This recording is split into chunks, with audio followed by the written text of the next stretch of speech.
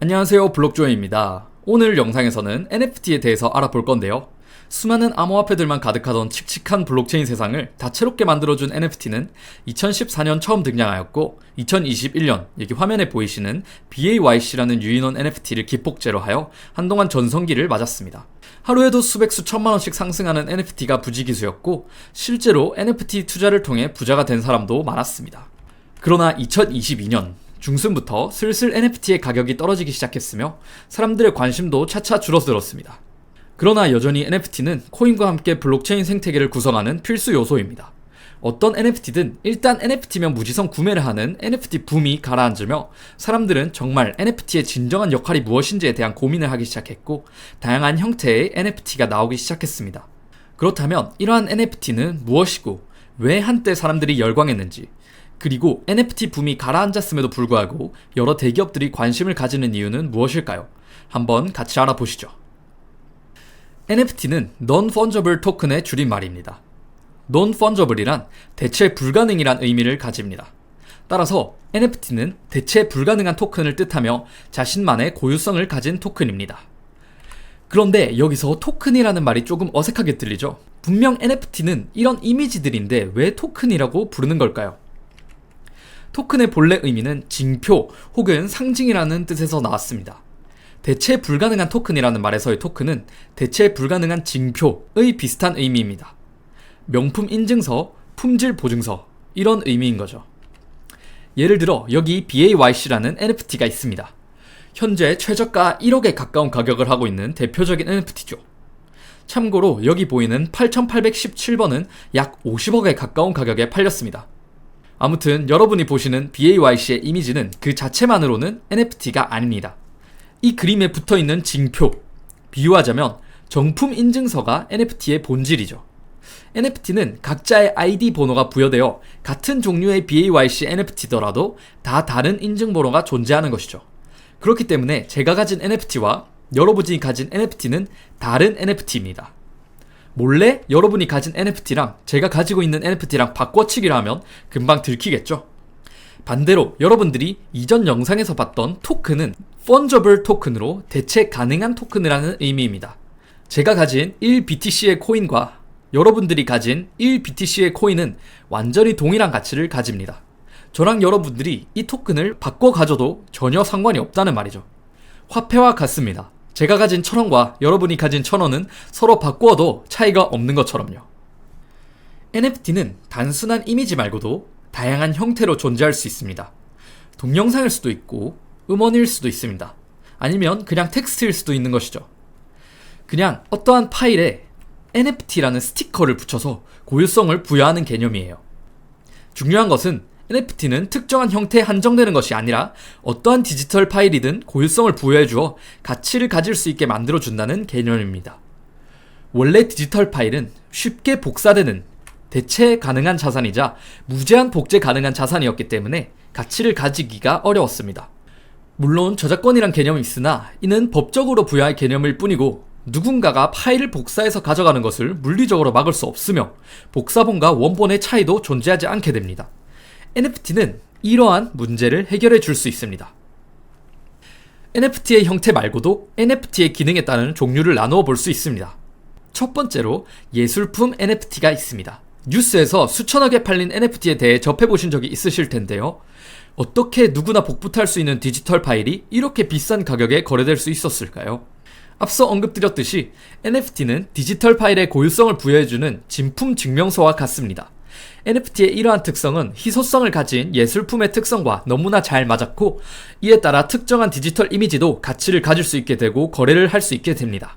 이렇게 NFT의 등장 이후 디지털 아트 분야가 급속도로 발전하게 되었고 이는 중요한 NFT 종류 하나로 자리 잡았습니다. 두 번째로 소개드릴 NFT의 종류는 PFP입니다. PFP는 프로필 픽처의 약자로 SNS 등에서 프로필 사진으로 쓸 수 있는 NFT입니다. 최초의 PFP는 2017년 만 개의 개수로 발행된 크립토펑크 NFT입니다. 이건 무료로 발행되었으나 나중엔 하나의 수억씩을 호가하는 NFT가 되었습니다. 이 NFT를 프로필 사진으로 쓰는 사람들은 돈이 많다는 것을 간접적으로 자랑할 수 있었으며 코인계에서 그들이 SNS에 올리는 말들은 더욱 파급력이 컸습니다. 마치 인스타의 블루체크와 비슷한 효과였던 것이죠. 크립토펑크 이후에 BAYC, 아주키, 두들스 등 굵직한 PFP들이 나왔으며 수많은 사람들의 관심을 받으며 기하급수적인 가격 상승을 보였습니다. PFP는 NFT 붐을 이끈 주역이라고 할 수 있습니다. 세 번째로 소개드릴 종류의 NFT는 바로 멤버십 NFT입니다. 여러분들이 흔히 아는 멤버십은 통신사 멤버십이 있을 거예요. SK텔레콤엔 T 멤버십, KTN KT 멤버십, LG U+엔 U+ 멤버십이 있죠. 등급은 실버, 골드, VIP 이런 식으로 나뉘어 매달 차등적인 혜택을 받을 수 있습니다. 멤버십 NFT도 마찬가지입니다. 멤버십 NFT를 가지고 있으면 주기적인 혜택을 받을 수 있어요. 대표적인 멤버십 NFT로는 여기 보이는 신세계 푸빌라 NFT가 있는데 매달 등급별로 차등적인 혜택을 제공합니다. 통신사 멤버십과 비슷하죠? 그러나 통신사 멤버십과 NFT의 차이는 크게 두 가지가 있습니다. 첫 번째로 통신사 멤버십은 거래할 수 없지만 NFT는 2차 거래가 가능합니다. 원하는 등급의 멤버십을 사고 팔 수 있는 것이죠. 두 번째 차이점은 커뮤니티입니다. 통신사 멤버십은 단순히 개인의 특정 혜택을 주기적으로 받기만 하지만 NFT는 오픈톡방, 디스코드 이런 곳에서 NFT 홀더들이 모여서 커뮤니티를 이룹니다. 커뮤니티 안에서는 다양한 이벤트가 개최되며 홀더들끼리의 활발한 대화가 이루어집니다. 홀더들 중 일부는 본인이 가진 NFT를 활용하여 굿즈를 만들거나 새로운 프로젝트를 진행하기도 하고 자발적으로 커뮤니티 사람들끼리 모여서 파티를 진행하기도 합니다. 저는 벨리곰 NFT를 가지고 여기 보이는 롯데월드에서 진행되는 벨리곰 파티를 갔다 오기도 했답니다. 하나씩 가지고 싶죠? 네 번째로 소개드릴 종류의 NFT는 게임 아이템입니다. 말 그대로 게임의 아이템을 NFT화한 것입니다. 그렇다면 그냥 게임 아이템이랑 NFT화된 게임 아이템은 어떤 차이점이 있을까요? 바로 영속성입니다. 이게 무슨 말이냐면 여러분이 메이플스토리에서 획득한 아이템은 만약 나중에 넥슨이 서비스를 종료한다면 영원히 만날 수 없습니다. 그러나 이 아이템이 NFT화 된다면 이는 게임이 있든 없든 영원히 블록체인 네트워크에 존재하게 됩니다. 그 아이템을 만든 게임사마저도 여러분들의 아이템을 어떻게 할 수 없다는 말이죠. 여기엔 1편에서 설명드린 블록체인의 비가역성 개념이 적용되는데 한번 블록체인에 기록된 정보는 삭제되거나 수정될 수 없다는 개념이었습니다. 한번 만들어진 NFT는 게임이 없어지더라도 남아있을 수 있는 것이죠. 마지막으로 소개드릴 종류의 NFT는 신분증 NFT입니다. 꼭 여러분의 민증이나 운전면허증 같은 신분증이 아니라 디지털 세상에서 여러분들의 활동을 증명해주는 신분증을 의미합니다. 대표적인 NFT로는 갤럭시 패스포트가 있는데 이 NFT를 가지고 있으면 여러분이 블록체인상에서 한 활동들을 증명할 수 있습니다. 이외에도 NFT는 아니지만 블록체인 기술을 활용한 신분증 역할을 하는 프로토콜들이 존재합니다. 여기 보이는 모바일 신분증도 블록체인 기반으로 만들어졌다는 사실 알고 계신가요? NFT란 정말 매력적이지 않나요? 하지만 초기의 붐과는 비교되게 현재 NFT의 가격과 NFT에 대한 관심도는 이전과 비교할 수 없을 정도로 많이 떨어졌습니다. 그러나 최근에도 신세계의 푸빌라, 롯데의 벨리굼, OK캐시백의 레키 등 대기업에서는 지속적으로 NFT를 출시하고 있습니다. 이들은 NFT에서 어떤 가능성을 봤을까요? 함께 살펴보시죠. 방금 말씀드린 대기업 NFT들은 공통적으로 커뮤니티를 중요하게 생각합니다. 커뮤니티란 사람들이 모여있는 공동체를 뜻하며 이러한 커뮤니티는 기업의 마케팅 등 사업에 많은 도움이 됩니다. 커뮤니티는 단기적으로 뿐만이 아니라 장기적으로 계속해서 도움이 되죠. 대표적인 기존의 커뮤니티로는 메이플스토리 카페가 있습니다. 메이플스토리의 유저들은 이 카페에서 직업, 보스 공략 등 게임 관련 정보를 공유하고 소통합니다. 때로는 오프라인으로 모여 만나기도 하죠. 이러한 커뮤니티를 통해 유저들은 게임을 하고 있지 않을 때에도 메이플스토리에 관한 다양한 활동을 즐기며 지속적으로 메이플스토리에 대한 관심과 흥미를 이어갑니다. 이들은 더욱 메이플스토리를 좋아하는 충성 고객이 되며 게임이 더욱 발전해가는 원동력이 되죠. 게임뿐 아니라 다른 서비스들도 마찬가지로 커뮤니티는 자생적인 생태계의 활성화를 이끌어주는 중요한 요소이죠. NFT는 이러한 커뮤니티가 더욱 발전할 수 있는 기반을 마련해줍니다. 커뮤니티에 도움이 되는 NFT의 특성을 하나씩 살펴보겠습니다. 먼저 고유성입니다.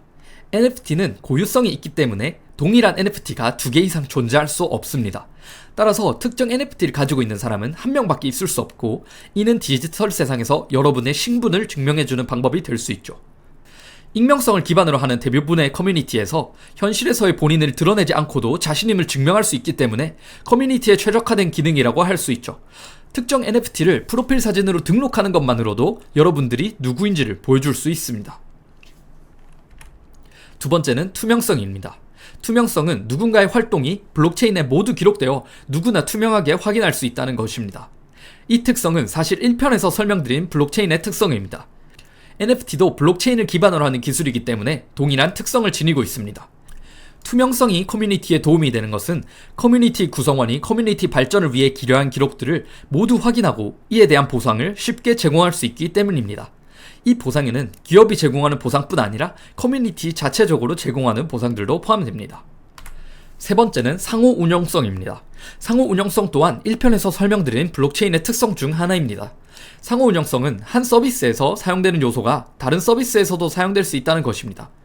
커뮤니티로 보자면 한 커뮤니티에서 활발하게 활동한 사람은 다른 서비스들에서 그 활동 기록을 보고 어떤 취향을 가지고 있는지, 어떠한 성향을 가지고 있는지 등을 파악하여 맞춤형 서비스를 제공할 수도 있겠죠. 이런 식으로 서비스들 간의 통합적이고 맞춤화된 서비스가 제공될 수 있습니다. 뿐만 아니라 NFT 기술은 그 자체만으로 많은 사람들의 흥미를 끌 수 있습니다. 뭔가 NFT 하면 MG스럽고 트렌디한 느낌이 들죠? 그래서 그런 식으로 이미지 변신을 위해서 NFT를 이용하는 경우도 많습니다. 오늘은 이렇게 NFT가 무엇인지, 어떤 종류가 있는지, 그리고 왜 대기업들이 관심을 가지고 있는지를 살펴보았습니다. 다음 편은 블록체인 생태계에 대해서 간단하게 살펴볼 예정입니다. 블록체인 생태계는 어떻게 구성되고 어떤 요소들이 있는지 함께 살펴봐요.